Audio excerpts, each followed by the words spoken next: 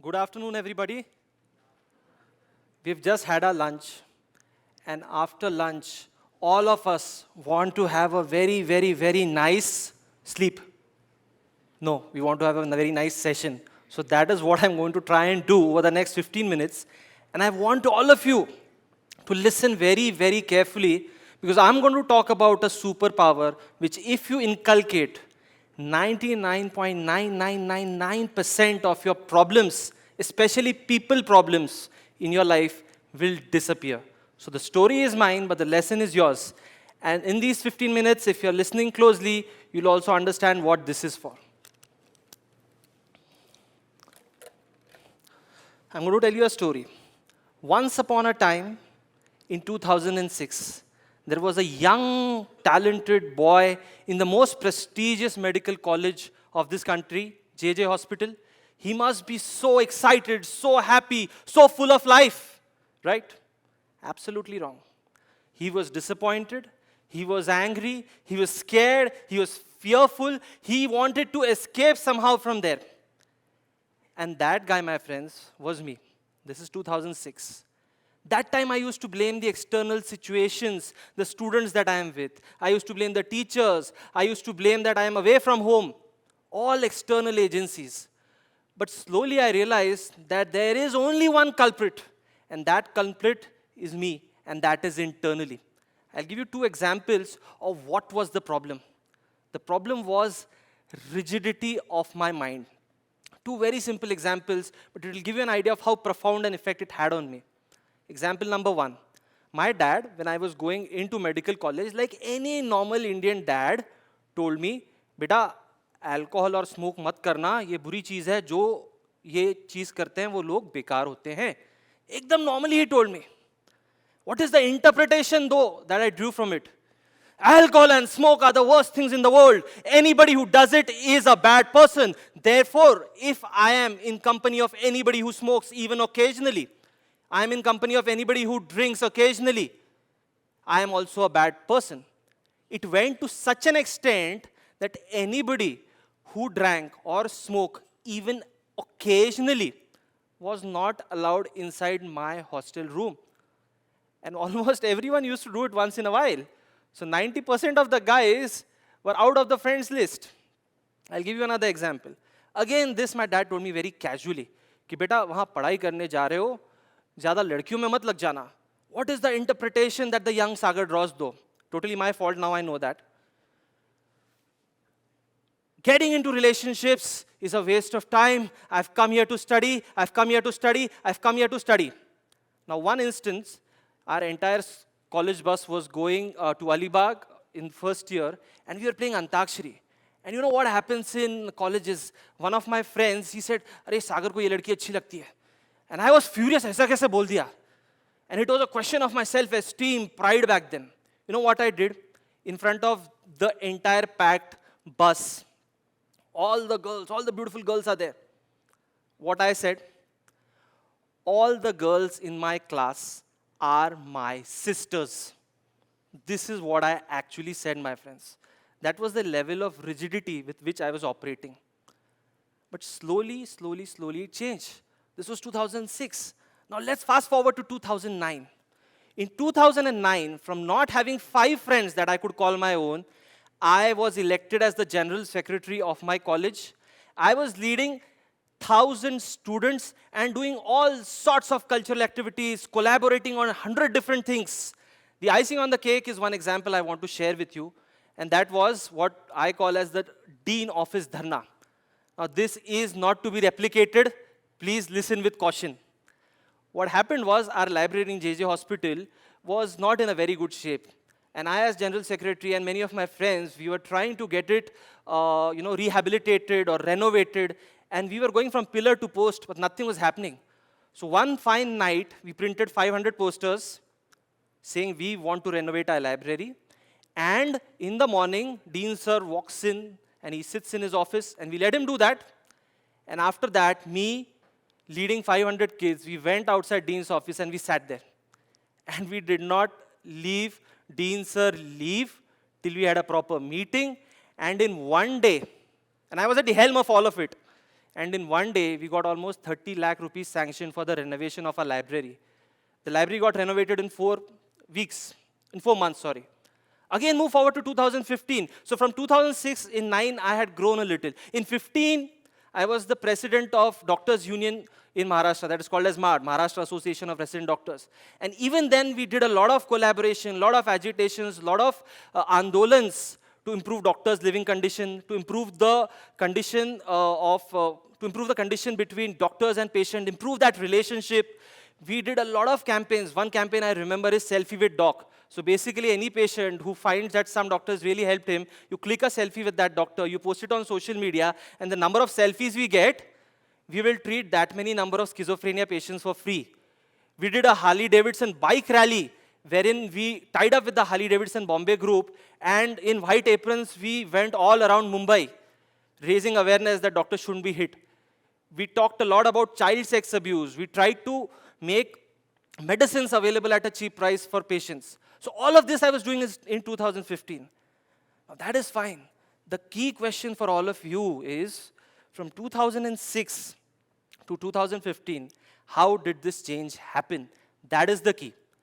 In 2006, now as a psychiatrist I know, I was something that we call as cognitively rigid. Cognition is how you think, how you process things, how you have your belief system. I had a very, very rigid belief system that this is right and this is wrong, my way or the highway. You know, cognitive rigidity is almost like, let's say, these wonderful TED people have given me this much space to talk, this red carpet. Cognitive rigidity of the mind is like, they are telling me, doctor, you have to speak to the audience, but you have to do it only from one place, and you have to have one leg up, and you have to talk to them. And you are not allowed to move. How difficult it is. The same thing is cognitive rigidity. Your mind puts you into a trap. But then from being cognitively rigid, I became cognitively flexible. And cognitive flexibility is more like this. I have a lot of space to move around. That is what happened. But ye hua kaise? I did not gain anything. I lost a thing that we call in our psychological language as cognitive distortion. Cognition again means the way you think, and distortion is something is wrong, something is twisted, something is up and down.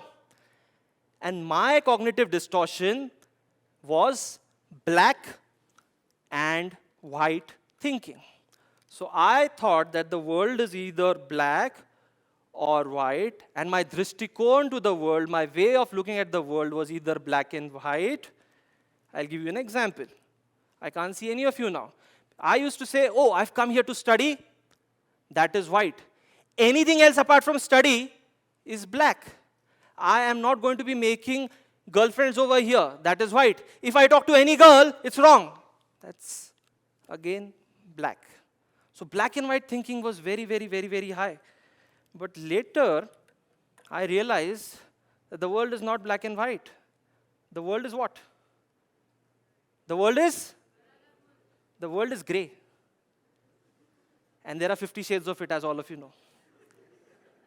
Right, the people who are laughing got the joke. All right. So the world is gray, and therefore I'm wearing a gray suit today. The world is gray. Almost anything that you look at is gray. It is not simple, right and wrong. Now, how did this change happen? Two primary things happened with me, which I want to share with you, and these are redoable. That is the main point. Therefore, please do not go to sleep and listen very carefully, because now is the key part. The first is, खूब जमेगा रंग जब मिल बैठेंगे तीन यार, आप, मैं और. People know that ad, but please don't say it out loud. खूब जमेगा रंग जब मिल बैठेंगे me, my friends, and a cup of tea. So we used to have a lot of chai pe charcha. We used to sit in our rooms, and we used to just discuss almost everything under the sun. Oh, what Trump is doing, what Obama is doing, he's doing right or wrong. Right from that to how the canteen guy is behaving. What is he serving to us in breakfast, that is right or wrong. So we used to discuss almost everything and take views and counter views on all of that. Along with that, one more thing that I did was, I used to stay in Mumbai, and I used to go to Marine Drive. On Marine Drive, I used to go at 10 p.m.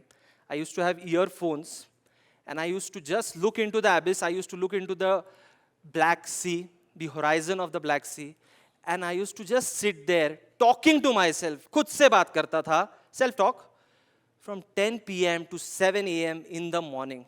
And I used to ask myself what I'm thinking, is it right, is it wrong, is it correct, what is it? And that is when I devised a strategy that can help all of you. I like to call it now the fact versus feel exercise. Please pay close attention. Fact versus feel. Let me give you an example. I used to feel, the rigid Sagar used to feel, that couples who are in colleges are wasting their time. Now that was my feeling. I decided to fact check it. When I went to see the facts shocked me. What were the facts? I realized I didn't clear PG in my first attempt, and majority of the people who are clearing PG in their first attempt are couples. I was shell-shocked, ye ho kya raha hai? So my feeling has got nothing to do with the fact. Fact is totally different. And I was sitting there sad and depressed, and I was like, yaar, PG ki seat bhi gayi aur ladki bhi gayi. Well, 1 year later, I got a PG ka seat also and ladki also, so now I'm happy. But that is what happened. Now you can do this fact versus feel exercise. Many times you'll realize that when you're having an intense argument, and you feel I am right, and nobody else is right, ask yourself, is it something that I'm just feeling, or is it really a fact? Now step number 2, which I did, which helped me become cognitively flexible from rigid, and this all of you are going to like, especially the youngsters, they're going to go to their home, tell their parents, this doctor that came to TED, he's giving some wonderful insights. The insight is, an apple a day keeps the doctor away, a movie a day keeps cognitive rigidity away. Yes, a movie a day keeps cognitive rigidity away. That is what I did at least. From second year MBBS, all of us friends used to watch any movie that we got our hands on. We used to watch Malayalam, we used to watch Marathi, we used to watch Hindi, we used to watch British, we used to watch Korean, we used to watch languages that we didn't even know existed. But what that did was, and we used to see one movie per day. 9 to 12 ka show, fix, we used to watch it. How it helped me though was, it helped me understand that I have a very, very, very, very limited understanding of the world.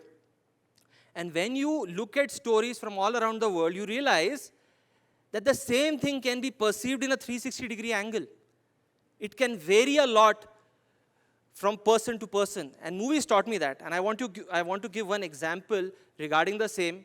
And that movie is an iconic Indian movie. I think all of you must have seen. It is my mom's favorite movie. She's also here. So I'm going to talk about Shri Amitabh Bachchan's Aakhri Rasta. How many of you have seen it? Please raise your hand. All the senior people have seen it. Good. So this movie is called Aakhri Rasta. And what happens in Aakhri Rasta?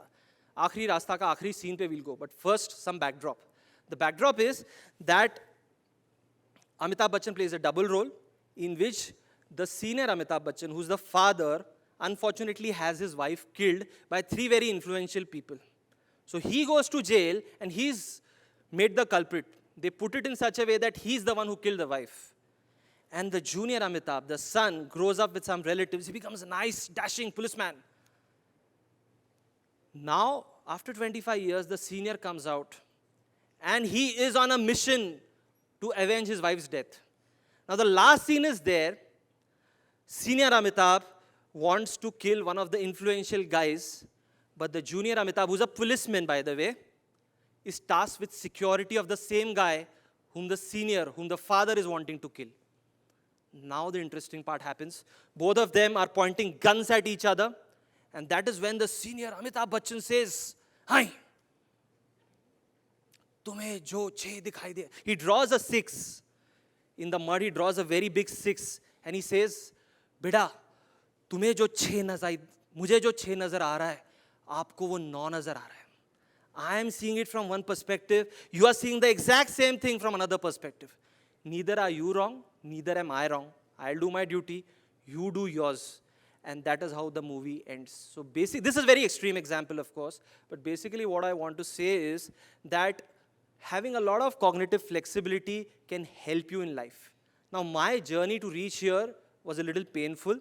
I hope it is not that way for the young people at least. For that, you can take cognitive behavioral therapy. It really, really helps.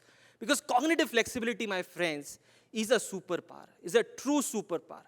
the ability to think from a number of perspectives, it is a true superpower. I've realized that more so in my practice as a psychiatrist now. I've been practicing for many years. Whatever is the issue, whether it is a jealous boyfriend or a possessive girlfriend, so whether the issue is between a boyfriend and a girlfriend, whether it is the world's biggest issue, what is the world's biggest people's issue?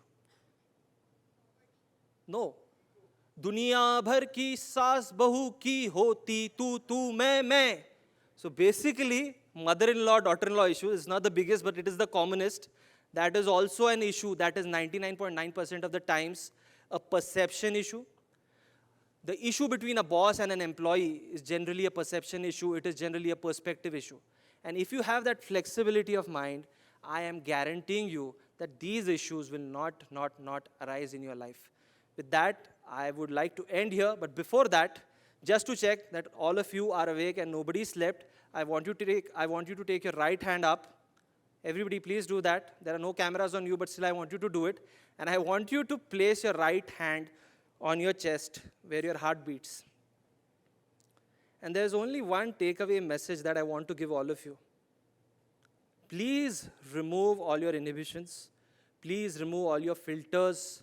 Please become vulnerable and ask yourself, truly, am I somebody who is cognitively rigid, or am I someone who has truly become cognitively flexible? You'll know the answer yourself. And if you are truthful to yourself, that is where your moment of solstice will happen. That is where the change will happen, because every change starts here. Thank you so much. Have a great evening.